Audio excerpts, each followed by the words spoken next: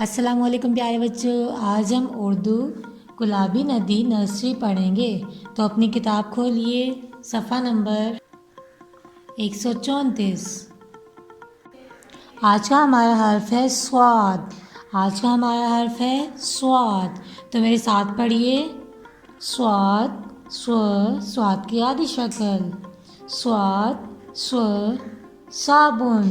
स्वाद स्व साबुन। स्वाद स्व सुबह।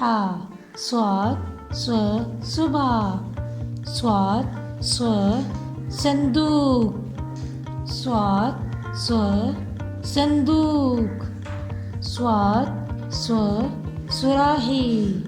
स्वाद स्व सुराही। स्वाद स्व सोफा। स्वाद स्व सोफा। स्वाद स्व सफ़ा। स्वाद स्व सफ़ा। दिए गए हर्फ पर पेंसिल फेरिए। स्वाद स्व, स्वाद की आधी शक्ल स्व। स्वाद स्व, स्वाद की आधी शक्ल स्व।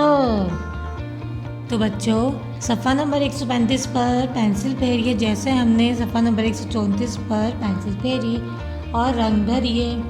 शुक्रिया। अल्लाह हाफिज़।